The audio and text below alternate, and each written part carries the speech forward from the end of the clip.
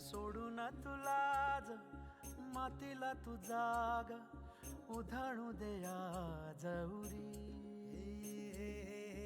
उजाडू दे आज साकड हे माग होऊ दे पहाट नवी आता होऊन जाऊ दे साऱ्या जगाला पाहू दे पडू दे पाऊल मान्य आहे. आणि एक घटक लक्षात घ्या की शासनामध्ये असते कोण आपला मंत्री असतो ना त्या आपल्या मंत्र्याला काहीच माहित नाही. त्यांनी सारे अधिकार एका विशिष्ट अधिकाऱ्याकडे देऊन टाकले आणि तो अधिकारी सर्व हे घटक करतो आहे.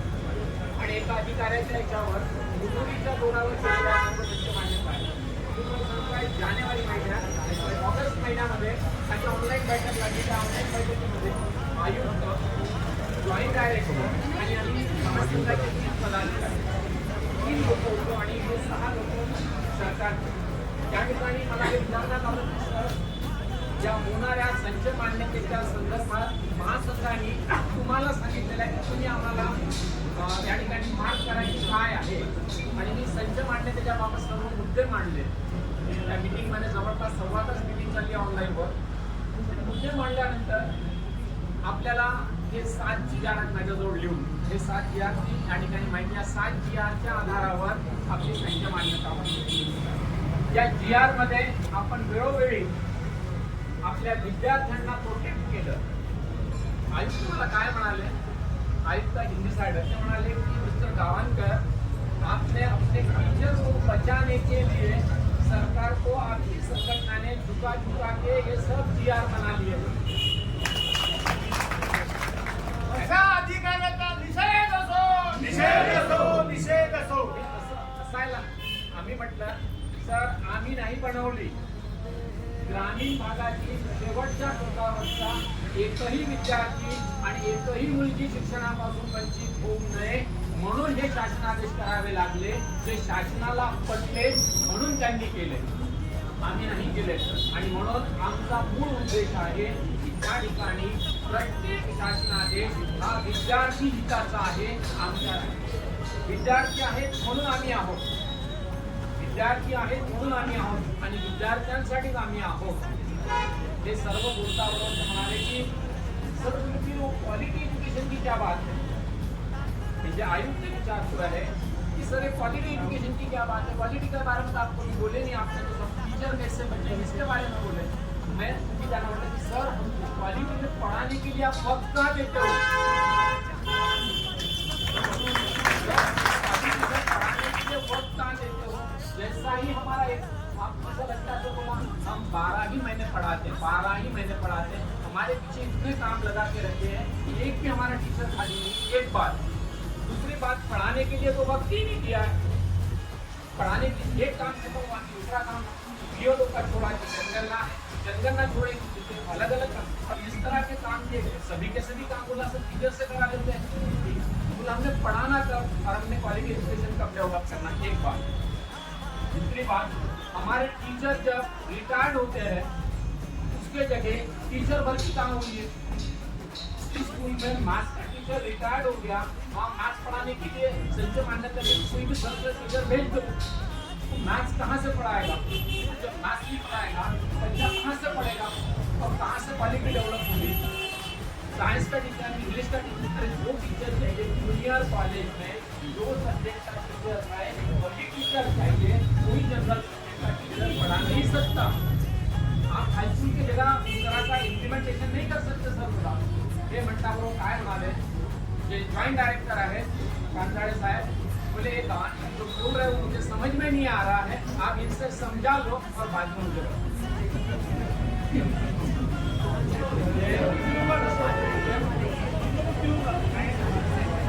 ये ऐसा समझू शकता आहे. त्याचा IAS ऑफिसर येतो ना त्याला वेगळ्या लेवलवरून आणून बसवलेलं असतं आणि या सर्व पदांची या शासनाच्या निर्णयाचा अभ्यासच केलेला असतो. आणि त्यामुळे तो व्यक्ती एका डिटेलमध्ये इनपुट अँड आउटपुट एज्युकेशनमध्ये इनपुट अँड आउटपुटचं स्केल लागत नाही. सायकोलॉजीचा माणूस आहे, त्याला कळते आहे. आम्ही 10 वर्ष जेव्हा पहिल्या वर्गापासून 10व्या वर्गापर्यंत त्या मुलाला शिकवतो ना, तेव्हा त्याला 11व्या वर्गात थोडंफार कळायला लागते जगाची संधी काय आहे. हा झिरपणारा सिद्धांत आहे. मी तर फक्त प्रॅक्टिकल सारखं मशीनमध्ये प्लॅस्टिकचे दाणे टाकले, तिथून प्लॅस्टिकच्या वस्तू तयार झाल्या. एज्युकेशन जास्त होत नाही. अशा प्रकारची ही संच मान्यता ही डेव्हलप झाली. ही काही संच मान्यता 2018 मिनिटात डेव्हलप झाली. अनेक ठिकाणी याचा विषय झाला.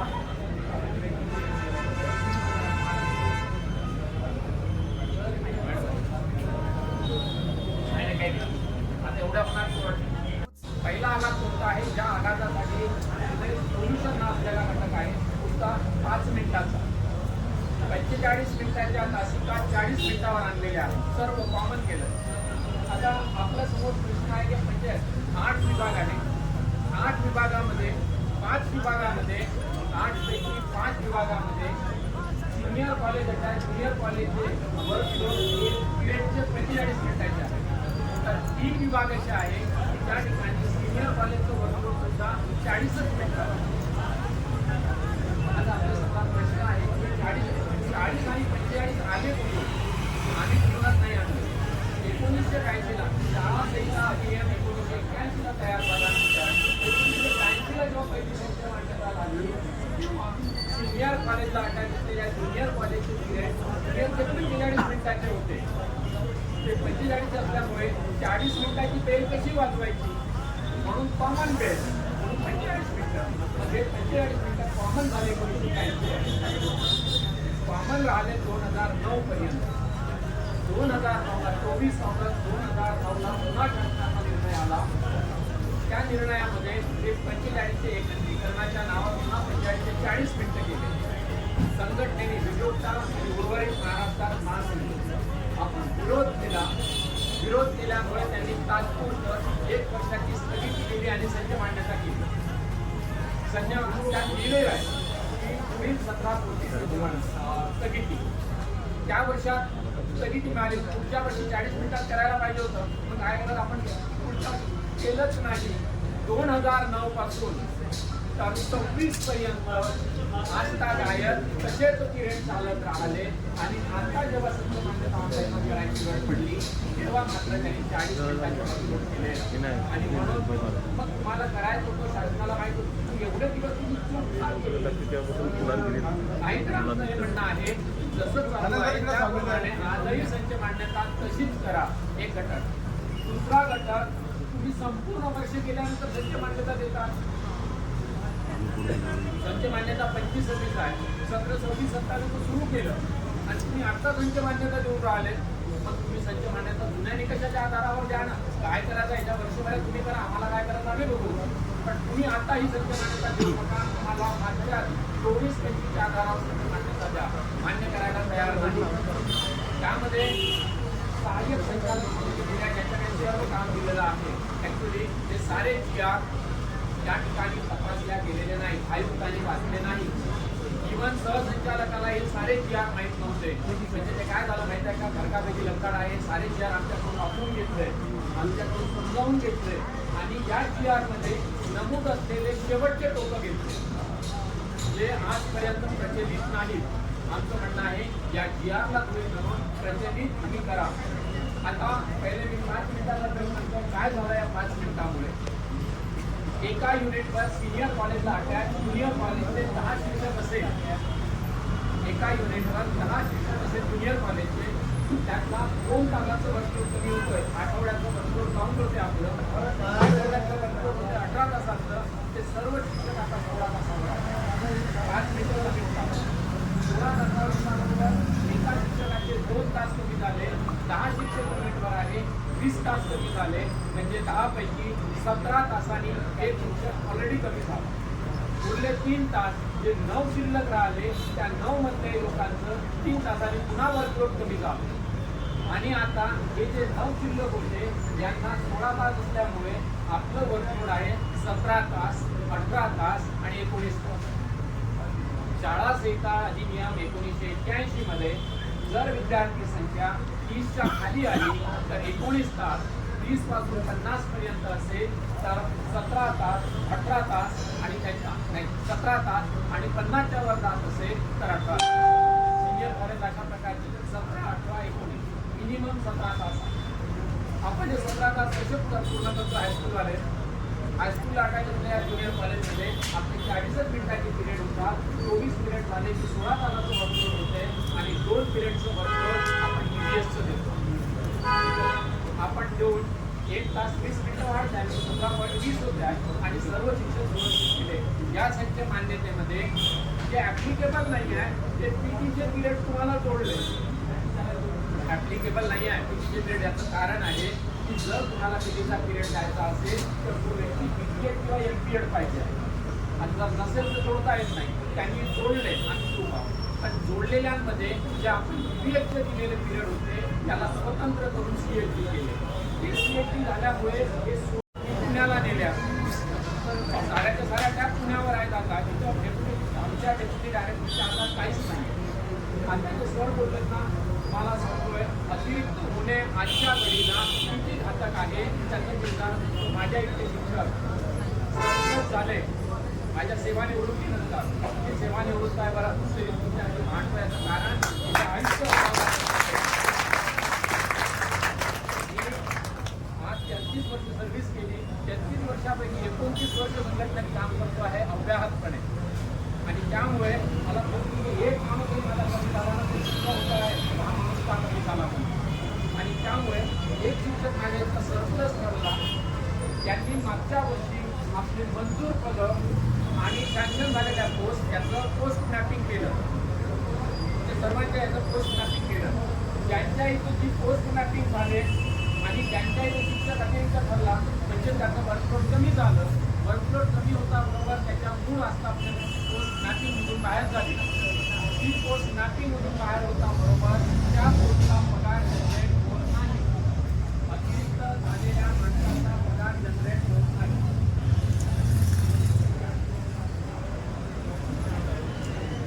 पगार जनरेट होत नाही. तरी आता जनरेट होत नाही. त्या माणसाचं संच मान्यतेमध्ये समायोजन होत नाही.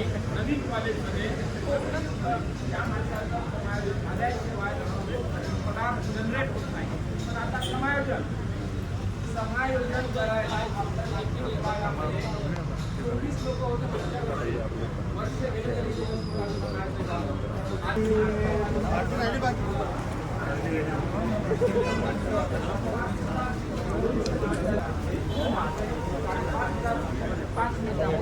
मी जेव्हा हे सांगितलं ना तेव्हा किशोर दादा बंधू काय म्हणाला 5 मिनिटं आपण आपलं कॅल्क्युलेशन केलं पाहिजे. येऊन जाण्याची वेळ आली 5 मिनिटांनी काय फरक पडतं. हजारो लोक आहे हजारो 5,500 शिक्षक 5 मिनिटामुळे होत आहे आणि त्याचं वर्कलोड तसं करते.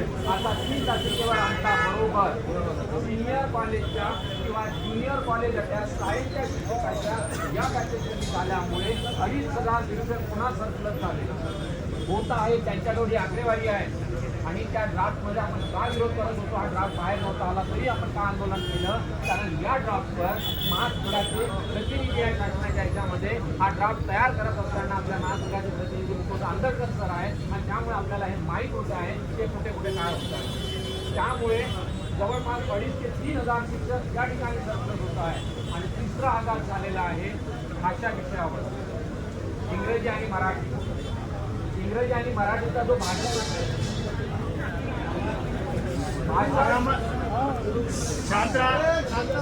मान्य करून घेतलेला आहे म्हणे की आम्ही उद्या आयुष्यात कधी आम्ही अनुदान मागणार नाही.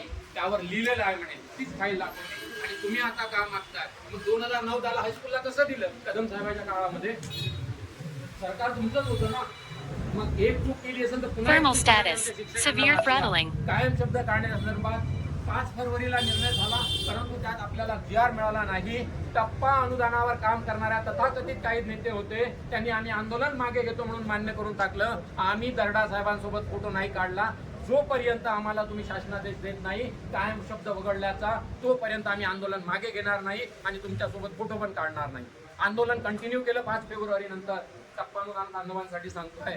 त्याच्यानंतर 26 फेब्रुवारी 2014 त्यांनी सांगितलं की या आम्ही करतो आहोत आणि ताबडतोब आम्हाला मेसेज आला की उद्या बैठक आयोजित केलेली आहे विधिमंडळामध्ये.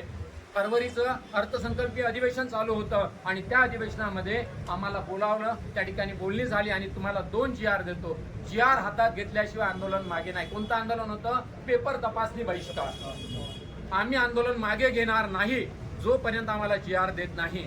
आणि संध्याकाळ तुम्हाला अजून एक सांगायचं म्हणजे आम्हाला 9 लोक होतो आम्ही नियामक मंडळाचे. आम्हाला बंदिस्त करून ठेवलं होतं की हा निर्णय बाहेर जाऊ नये, आम्ही जाहीर करू म्हणजे सरकारला क्रेडिट मिळेल. की कायम शब्द काढला आणि 1-96 दिला. दर्डा साहेब म्हणाले की तुम्ही कुणीही बाहेर जाणार नाही. आम्हाला एका मंत्र्यांच्या त्या बंगल्यावर बंदिस्त ठेवलं की आम्ही येईपर्यंत तुम्ही बाहेर नाही जाणार. 3:30 वाजता आम्हाला बोलावलं विधान भवनामध्ये. तो GR आला आणि त्या GRला आमच्या हातात दिल्यानंतर 4 वाजता डिक्लेअर केलं की आम्ही आंदोलन मागे घेतो आहे. फक्त त्या ठिकाणी कोणता घटक सुटला होता, आमचे बांधव नाराज झाले, ते म्हणजे टप्पा अनुदानवाले. परंतु हे 2 मुद्द्याचा GR घेतला, कायम शब्द काढण्याचा आणि 1-96चा, आणि त्याच्यानंतर आंदोलन मागे घेतलं. पहिली संघटना आहे विजुक्ता आणि महासंघ की ज्यांनी GR घेऊन आंदोलन मागे घेतलं. लोक अब मुश्किल नहीं कुछ भी, नहीं कुछ भी, आशाएं आशाएं आशाएं